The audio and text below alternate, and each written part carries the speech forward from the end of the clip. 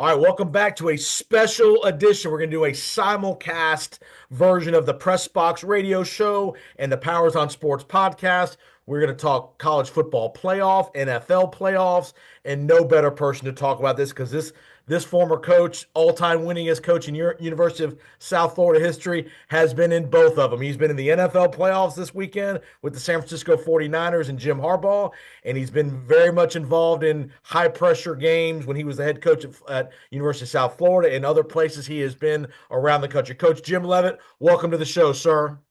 Well, it's good to be here. It's kind of cold today down here in Tampa, Florida. It is. It is. It'll be interesting to see what the weather's like in Miami. It should be pretty nice in Miami Yeah. tonight, Thursday night for Notre Dame, Penn State. They're used to the cold weather, so shouldn't be a factor. All right, Coach, give me a quick thought here. Any surprises of the Final Four here in your mind in the college? You got Penn State, Notre Dame, and then you got Ohio State, Texas. Any surprises for you? Well, it's the Arizona State game was very controversial. That helmet to helmet. Yep. I thought if you're going by the letter of the law, I thought it was helmet to helmet. Now, Arizona State doesn't have a very good kicker, but that would have given them a chance to win the game. Right. I thought that Texas uh, didn't finish, but then that pass on fourth and what was it, Fourth and 14 12. or What a 12 call, what a throw. was amazing. And most people thought really Texas was maybe the better team, but um, I don't know. I lost you here. What did you Can you hear me? I can hear you. I just Okay. lost the screen, but What'd we're you good. Yep. Um, What'd you think about the again, let's go to the other side of the ledger. What'd you think about the pure domination that Ohio State put on Oregon, a program you know well, having worked at Oregon in the past? Were you shocked that Oregon got manhandled like they did? well, I was surprised. I thought Oregon would play them better than they did. Uh, that surprised me. But boy, Ohio State just came out and they were aggressive from the beginning, and they had an agenda. And it's hard to beat a team like that twice. And I thought emotionally, physically, their focus, everything was outstanding for them. So I I was really I was just surprised by the score, of the game. Coaching question for you as we prepare here for the semifinals. Each team's had right about a week. Penn State's had a couple of extra days because of the the tragic circumstances in New Orleans. All Do right. you in a week like this, if you're the head coach of any four of these teams, are you reaching out to colleagues of yours in the industry that have maybe played these teams, friends of yours, for scouting reports, tips, or are you more relying on your staff and your own internal program for the scouting reports? As a head coach, I definitely called other head coaches. No question, and they will, and the coordinators will call their coordinators who they know. That'll happen. No doubt. It is too big of a deal, and you're going to try to, you can always you get a lot on film, but there's a lot of things you can get by asking questions. What surprised you? What was the formations that hurt you the most? Right. Tell me about their players. Who do you really have to focus in on? What are their weaknesses? Blitz Uh, packages, blitz packages. all of it. You'll have a whole list of questions that you outline before you make that call. But those calls I definitely made, and they're definitely going to make those calls. No doubt, no doubt. All right, let's get to each matchup. I got a couple questions about each matchup for you. Let's start with Notre Dame, Penn State. It's going to be obviously Thursday night in Miami. Again, weather won't be a factor as far as cold weather and all that. Grass field, obviously. This is more of a for me. This is more of a line of scrimmage game. Not elite skill players on the outside, not elite quarterbacks, but you got really good offensive and defensive lines, good running backs for both teams. Give me a thought or two about kind of what you see Notre Dame, Penn State. We'll get to both games. They're all very difficult to predict kind of what's going to happen. I don't think Riley's going to be able to run the quarterback run game. That'll be a big deal because Notre Dame doesn't necessarily have the great running game. I mean, their quarterback got 80 yards in their last game, and Penn State will, they'll adjust and they'll probably do some good things there. Doesn't make it easy because also he can bring the ball down and run it. But I think that'll be a real key. I think the line of scrimmage is always going to be a big key. I said that going into all this, and I think I was right on that. And the line of scrimmage again will be a big deal.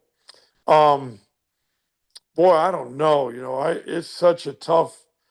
You got to go to the defenses. Who plays better defense, and they're both very capable. But I think that if Riley doesn't have the ability to run in this game, I think that'll be tough. And then you got to go to kicking game like always. And the turnovers. Same old thing. Yeah, I Notre think it's going Dame. to be one Notre Dame's heck of had a some game. kicking game issues this year. He made a couple field goals last week against Georgia, but they've had some issues. You saw the great play Freeman institute where we ran the punt team on the field, then back off the field, and got Georgia to jump off sides on a critical Right. fourth down. Stuff like that. Again, I know you're very involved in special teams when you were the head coach. Is there a wrinkle like that that you expect to see tomorrow night that they haven't shown all year? Well, I think they're going to have those available. Whether they'll use them, I don't know. I mean, I give the edge to Penn State in this game, and I can't even tell you why. I just do. And I've known their head coach for a long, long time. They're in the Big Ten. I think their schedule might be a little stronger. They've been in some big games. They've gotten them. They both have. I mean, I know that. But I see an Ohio State Penn State final. Okay. I just do with the Big Ten. I just for some reason I feel like that's going to happen. Being that both teams are a little limited in the passing game, obviously you're a former defensive coordinator. You've coached defense your whole life. You were a defensive guy. Do you stack the box tomorrow night? Do you play your normal stuff? How do you adjust when you're dealing with a run? You got a run oriented team with Notre Dame. Riley Leonard, the quarterback run. Both teams again limited at wide receiver. Do you play a little more eight in the box, or how do you kind of schematically set this up tomorrow night tonight? Well, we're certainly going to be cautious of the quarterback, and our pass rush lanes are going to have to be very. They're going to have to be very good. Those D linemen taking one side or the other. If they can clear that offensive lineman quickly, then okay. But as they get close to the quarterback, they're going to have to keep their eyes on that quarterback and control the old lineman as they move towards him. You're going to have to play with some. Your corners are going to be a big deal. How well the corners for Penn State, how well they match up with the receivers at Notre Dame. That's a big deal because if you can run enough man on the perimeter, you can get that extra man in the box for the quarterback run game, which you're going to need. And the other thing is, you got to me, if you're having a hard time with quarterback run, move the front. And if you're struggling a little bit, move the front at times to keep them off balance. Um, Yep. but those are going to be big things going into this game, I think. So it sounds like you like Penn State in a close game. I do.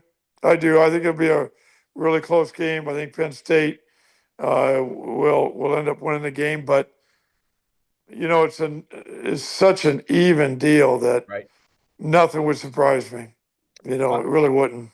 All right, let's go to Dallas. Let's go to Texas, Ohio State. Any significance that the game is in Arlington, where Texas obviously is probably going to have, I would guess, probably 70% of the crowd there. Any advantage there just from the get go? Well, I almost think it's going to be more 60-40 because Ohio State does travel as well. Okay. But they are right there and right down there in Texas. And I don't think though I don't think that'll be a deciding Factor. factor. Okay. I think it comes down to Quinn Ewers and how well he plays at the quarterback position. I think that'll be a big deal. Texas did not establish a run game against Arizona State, Right. and that'll be difficult to beat Ohio State if they don't get that run game and get some balance in there. Yeah, I think Ohio State, they come out if their quarterback, I did not think played great before last game, but boy, he played great Against against Oregon. Oregon. Yes. And I think if he comes out, and I think they'll try to do the same thing. I think they're going to attack from the beginning, but Texas is going to play better than Oregon, and their secondary is going to play better. They're going to expect those things. Uh, this Texas will play better against Ohio State than they did against Arizona State. But I just think Ohio State has got too much. I mean, they paid those players too much money at the beginning of the year. I just, I mean, this is in the Michigan game, kind of humbled them.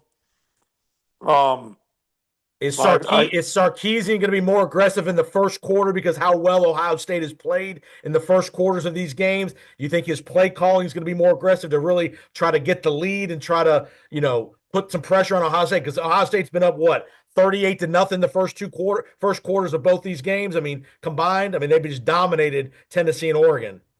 well, everybody wants to come out and be aggressive in the first quarter, and everybody wants to get the lead, and nobody wants to come out and not do that. Now, in the play calling, will Sark be more aggressive than he normally is? I think if he feels like there's a chance to be, Okay. I haven't studied the film enough to really give you my thoughts on that. This is, you're looking at four of the best teams in the country at this point, Yep. and you're not going to hold back. To get this championship game, it's going to be tough, You got and you're going to have to. It's hard to win a game, especially in this scenario. So you're going to have to pull out everything that you can imagine to win these games. And again, I think for both games, the defense is going to be. You got to play great defense. the And that's matchup for just the matchup for me, coach. You cannot let Jeremiah Smith wreck the game. He is an All-American, best receiver in America. Texas has the Jim Thorpe winner, best cornerback in America. Do you make a point that I'm going to double team this guy almost every play, or do you trust your Thorpe winning cornerback? How do you mix it up? Because Jeremiah Smith is a freak of nature at wide receiver. well, you have the ability to double them if you need to. You're certainly going to have your eyes on them, from the safeties to whoever you want, who's ever going to do that job on matching up with them. You might be flip flopping your corners if you've got a better one to match up, certainly, and they do. But you don't want to let him beat you. Now Ohio State's got some other people, that are pretty dang good. So that's what makes it a dilemma. They'll motion them, they'll put them in different places. And even if they do match up with them, you're going to have the ability to have somebody over top if they have to. You have your calls where if you want to press them Yep. and put somebody over the top, you're going to do that. Either vice him inside, outside, or let somebody go right at him, flatten his route out, and have somebody over the top, which is what I used to do more than the bracketing. But, and sometimes you can even do both. But you don't want to let him beat you, not after what he did the week Oregon and before. Tennessee. Yeah. Yeah. Does Sarkeesian, being that he had kicking struggles last week, his kicker missed two big kicks at the end. They got fortunate. Is Sarkeesian now going to be more aggressive on fourth down? And also knowing he needs touchdowns and not field goals in this game against a prolific Ohio State offense. No, not necessarily, because that kicker has broken the Texas record on most field goals made. And Okay. I'm hoping that if I'm Sark, I'm hoping that he get out of his system in the last game, because he's pretty reliable. So no, I'm going to play the game as you play the game. If Okay. you got a chance at a long field goal, you're going to want points. And I don't think that'll play out differently because he missed maybe a couple field goals, All right. which Who do you looks like? alarming. You like Ohio State? Yeah, I mean, I like Ohio State and Penn State. I think it's going to be a Big Ten matchup at the end. Uh, so watch Notre Dame and Texas win. But that's just my thoughts. Yep. The conference, I think it's a little bit stronger. Of course, SEC. How do you get stronger than that? I don't know, for some reason I feel All Penn right. State's going to get there in Ohio State. So we'll see. All right, listen to Coach Jim Leavitt, former University of South Florida, all-time winningest coach, defensive coordinator at multiple spots around the country, was the former interim head coach at SMU, all-time winningest coach in SMU history, right? Right. 1-0. That's right. Make sure that's told out there. Like I told you before, I texted AD Rick Hart and told him that. He smiled. He texted me back. I still have that text message There you go. where he acknowledged that I am the all-time winningest coach in SMU history. All right, let's get to the NFL playoffs. Another place you've got a lot of experience. Coach Leavitt was a assistant coach for Jim Harbaugh when Harbaugh was the coach of the 49ers. If you know, Harbaugh obviously is now back with the Chargers and back in the playoffs, and we'll kick off the first game on Saturday against at Houston. Just talk about how the intensity, the preparation, the attention to detail rises from the regular season to a playoff prep week. You always, you're in the NFL coach and you're always going to prep. And you're always going to do as good of job as you can each week. But when the playoffs, it's just different. It's different in the room. It's different. The focus is just different in every way. And those players, they're different. They they know that you lose, you go home, but it's just different in the locker room before they go out on the field. Uh, it's more quiet. It's people are intense in a different level Yep. than you ever see during the regular season. I remember our D line coach Tom Sula when I first got there. We went to 3 NFC Championship games and the playoffs 3 out of 4 years, And the Super Bowl, by the way. and Super Bowl. And he told me, Justin Smith, don't get near him before the game because he's different. Don't say anything to him. So the first year I kept staring over at Justin. I didn't want to get close to him. Later on, I mean, I was more, Yeah. I talked to more players, but I had Navarro Bowman, Pat Willis, who got in the Hall of Fame this summer, Yep. and Ahmad Brooks, Alden Smith, those guys. It's just different, man. The intensity is another level. Talk about we got a Pittsburgh Baltimore matchup, division rivals, be the third meeting. How do you scout these guys any more than you've already scouted them? I mean, you've played them twice. They played two good games against each other. I mean, this is just a classic. I mean, one of the nastiest rivalries in the NFL, Pittsburgh Baltimore. Baltimore's got all the pressure. They're supposed to win the game, but boy, Pittsburgh finds a way to keep these games close. They've had success against Lamar. How do you deal with a divisional rival in a playoff matchup? It's interesting you say that because it happened to us a number of times where you've played a team a few times and you're going to play them again. You always try to get a pressure package that they haven't seen. You want to have something there that they just have not seen. And when you build, during OTAs and fall and everything, you build a lot of material into your defense, but you don't use it all. And you practice it week to week until you get confident in it.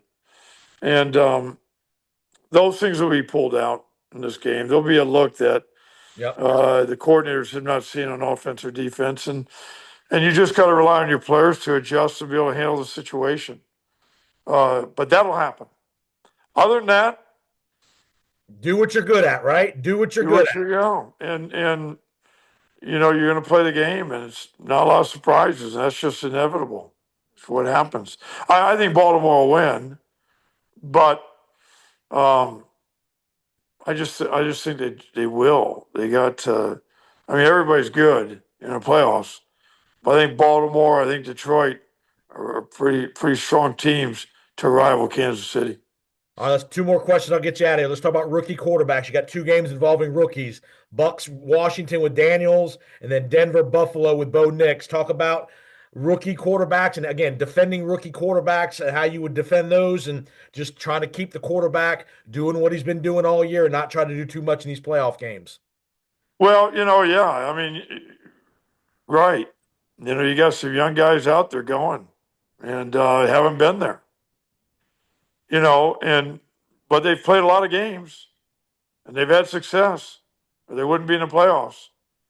And you're just going to tell them to do what they do. We had Alex Smith, who had been around for a while, but then we went with Kaepernick, Right? and Kaepernick took us all the way to the Super Bowl, and we ran him. He was The great. one He was the one great in that year. playoff run. He was tremendous. Yeah, I mean, we should have won that dang thing. The official's call was awful, and everybody should go back and look at it. Crabtree got They definitely wrapped him up. That's right. I It did remember not that when get called. the lights went out in the Super Bowl, then you got hooked by the officials at the end. Yeah, I mean, we would have had first and goal and a minute to go in the game, and You win the game. Frank Gore would have got in. That's it. That's it. And I would have had a Super Bowl ring instead of having an NFC Championship ring. So I kind of, not that it sucks, but wouldn't mind having a Super Bowl ring. There you But go. it is what it is. But I think Kansas City is just, they're so good. The quarterback's so good. And those guys have all been there. But I think that Baltimore and Buffalo, I got to believe those two teams are gonna have a real chance to get it all. And of course, I'm gonna pull for the Chargers for Justin Herbert, and Right. they start off Saturday. And Navarro Bowman, who I coach, is the inside linebacker coach now for Chargers. I think that's pretty cool. That is. And so I'm really proud of Navarro, and had a chance to see him at Pat Willis's induction to the Hall of Fame. So that was pretty cool. All right, last question. I'll get you out of here. Talk about you mentioned Baltimore and Buffalo, the pressure of expectation. Josh Allen probably going to be the MVP. Lamar Jackson's had playoff struggles.